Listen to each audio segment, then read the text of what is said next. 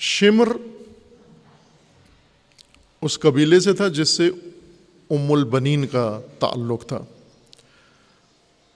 امیر المومنین علیہ السلام کی زوجہ جن سے حضرت عباس علمدار پیدا ہوئے، شمر اسی قبیلے سے تھا۔ قبائلی تعصب عربوں میں بہت شدید تھا، اور شمر نے عبید اللہ ابن زیاد سے اور عمر سعد سے، کوفہ سے عبید اللہ سے یہ امان نامہ لے کر آیا تھا۔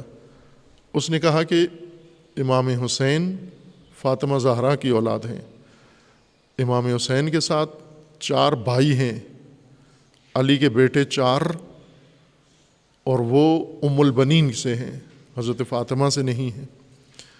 کہا یہ ام البنین ہمارے قبیلے کی ہیں، علی علیہ السلام نے ان سے ازدواج کی تھی، اور یہ بھی ابھی سید الشہداء کے ساتھ کربلا میں ہیں، اور میں چونکہ ان کے قبیلے کا ہوں اور ہم نے جا کر ظلم اٹھانا ہے، تو میری یہ سفارش ہے کہ ان 4 بھائیوں کو معاف کر دیا جائے، اگرچہ یہ امام حسین کے ساتھ ہیں، لیکن انہیں امان نامہ دے دیا جائے، انہیں کچھ نہیں کہا جائے گا، انہیں کربلا میں قتل نہیں کیا جائے گا، اسیر نہیں کیا جائے گا، یہ امام حسین سے جدا ہو جائیں اور چلے جائیں، اپنی زندگی گزاریں۔ یہ شمر یہ خط لے کر آیا تھا، توجہ کریں، حمیت جاہلیہ، قبیلہ پرستی کی بنیاد پر، قبائلی تعلق کی وجہ سے، ماں کی طرف سے اس قبیلے کا تھا، لہٰذا ہمدردی کی حس جاہلیت کی وجہ سے پیدا ہوئی، اور امان نامہ لے کر آیا کہ یہاں سے جانے دیں۔ امام حسین علیہ السلام نے کہا چلے جائیں۔ جب شمر روز عاشور آیا، صبح عاشور، امان نامہ لے کر، حضرت عباس کو بلایا کہ ابو الفاضل آئیں، میں بات کرنا چاہتا ہوں۔ حضرت ابو الفاضل کو معلوم تھا، چونکہ جانتے تھے کہ یہ بھی اسی قبیلے سے اور یہ امان نامہ ہی لے کر آیا ہے۔ فرمایا میں نہیں بات کرتا اس سے، میں اسے ملتا بھی نہیں، گفتگو بھی نہیں کرتا شمر سے۔ شمر جانا پہچانا تھا، یہ شمر جنگ صفین میں علی علیہ السلام کے لشکر میں تھا، علی علیہ السلام کا فوجی تھا، بلکہ فوجی افسر تھا۔ معاویہ کے خلاف جو جنگ ہوئی اس میں شمر علی علیہ السلام کے ساتھ تھا، کھڑا ہوا، علی علیہ السلام کی جانب سے اس نے جنگ لڑی۔ لیکن کربلا میں علی کے بیٹے کو، علی کی اولاد کو قتل کرنے آ گیا، عمر سعد کے ساتھ، عبید اللہ اور یزید کے ساتھ، معاویہ کے بیٹے کے کہنے پر۔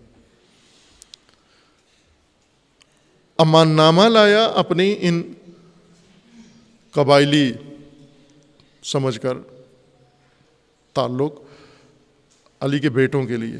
اول تو حضرت ابو الفضل نے انکار کر دیا کہ میں نہیں ملتا۔ سید الشہداء نے اصرار کیا کہ جائیں آپ سنیں بات کیا کرتا ہے، بات تو سنیں اس کی۔ سید الشہداء کے کہنے پر اور فرمانے پر اور حکم پر حضرت عباس گئے اور کہا اسے جا کر کہ کیا کہتے ہو تم؟ اس نے نکالا امان نامہ اور کہا کہ میں خصوصاً آپ 4 بھائیوں کے لیے یہ امان نامہ لے کر آیا ہوں، اور آپ ابھی اس میدان کو ترک کرو، چلے جاؤ، آپ کو کوئی بھی نہیں پوچھے گا، کچھ بھی نہیں کہے گا۔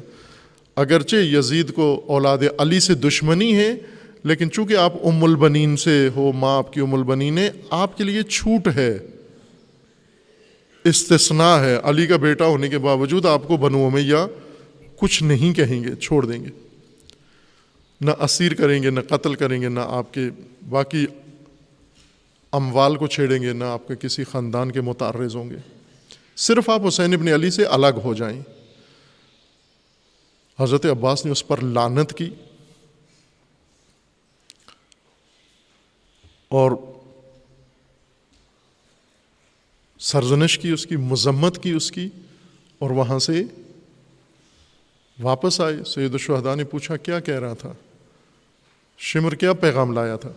حضرت عباس نے بتایا کہ امان نامہ لے کر آیا تھا، اس قبائلی تعصب کی وجہ سے، حمیت جاہلیت کی وجہ سے یہ نامہ، امان نامہ لے کر آیا تھا عبید اللہ ابن زیاد سے۔ تو امام حسین علیہ السلام نے فرمایا تھے ٹھیک ہے چلے جائیں، آپ استفادہ کریں اس امان نامہ سے، چونکہ ان کو دشمنی مجھ سے ہے، آپ سے نہیں ہے۔ اگر آپ کو چاہ بھی رہے ہیں کہ ہم کچھ نہیں کہیں گے تو آپ استفادہ کریں اس موقع سے اور چلے جائیں آپ۔ لیکن حضرت عباس نے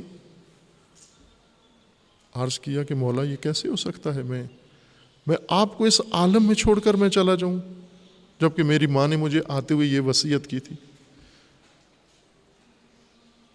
خوب یہ مارکا تھا۔ حضرت عباس کو کس چیز نے وہاں روکا ہوا تھا؟ تقویٰ نے۔ امان نامہ تو تھا، چھٹی تو تھی، دشمن کہہ رہا تھا کہ آپ کو کچھ نہیں کہیں گے، تقویٰ تھا جس نے قائم رکھا۔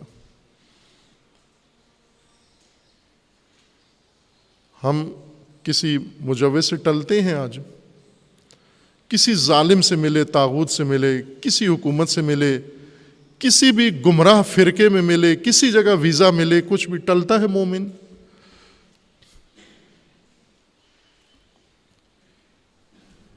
دھتکارتا ہے۔ امان نامہ، ویزے امان نامہ ہے نا، امریکہ کے ویزے امان نامہ ہیں۔ کتنے لوگ ہیں جنہوں نے پناہ لے لی ہے جا کر دوسرے ملکوں میں؟ امریکہ میں پناہ لے لیا، پاکستان میں ناامن ہے، ہماری جان کو خطرہ ہے، ہمارے مال کو خطرہ ہے، ہمیں پناہ دو۔ امریکہ نے کہا ادھر آ جاؤ، ہمارے ملک میں رہو۔ یہ امان نامہ ہے نا یہ۔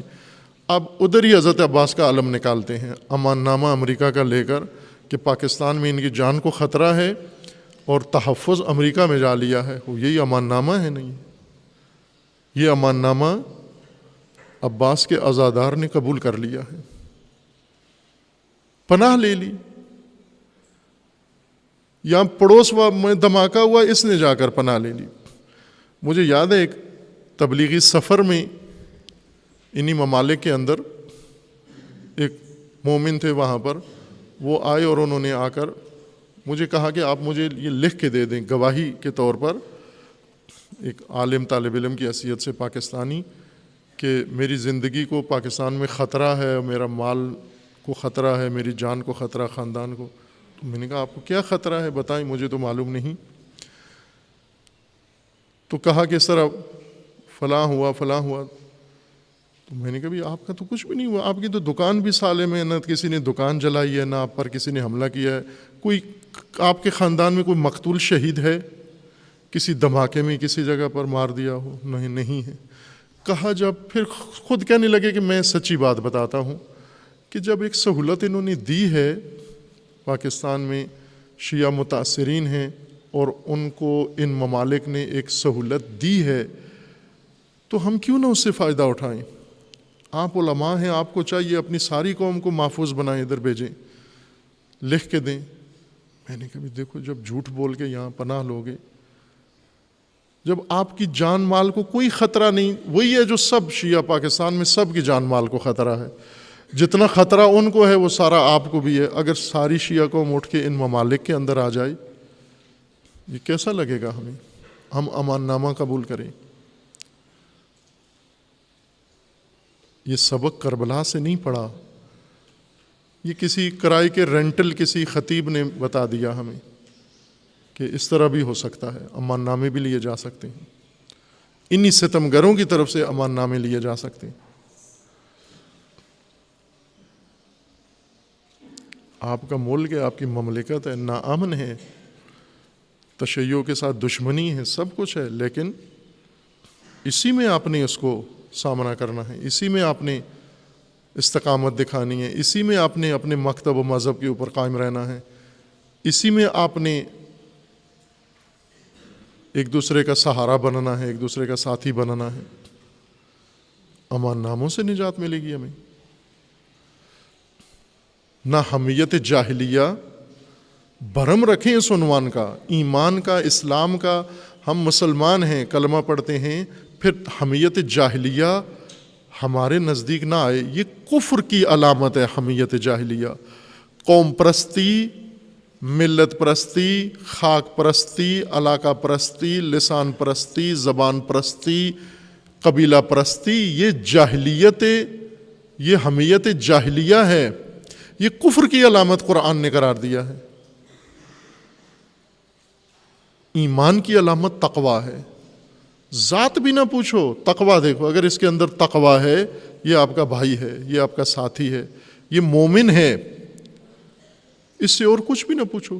رسول اللہ پوچھتے تھے بلال سے ذات کیا ہے تیری، سلمان فارسی سے پوچھا ذات کیا ہے تیری، مقداد سے پوچھا ذات کیا ہے تیری، کمبر سے پوچھا ذات کیا ہے تیری۔ یہ غلام تھے، سیافام تھے، انہیں اٹھا کے سرداروں کے برابر بٹھایا۔ ابو جہل و ابو لہب کو تکلیف یہی تھی کہ انہوں نے، رسول اللہ نے آ کر غلاموں کو قریش کے سرداروں کے برابر کر دیا ہے، ہماری حیثیت خراب کر دی ہے۔ اسی بات پہ دشمنی کی ساری، چونکہ انہوں نے حمیت جاہلیہ، نظام جاہلیت قائم کیا تھا، رسول اللہ نے نظام تقوی آ کر قائم کیا۔ نظام تقوی میں ذات نہیں پوچھی جاتی، زبان نہیں پوچھی جاتی، علاقہ نہیں پوچھا جاتا، دیکھا جاتا۔ ان اکرمکم عند اللہ اتقاکم، کرم و شرف و کرامت و شرف و شرافت تقوی کی بنیاد پر ہے۔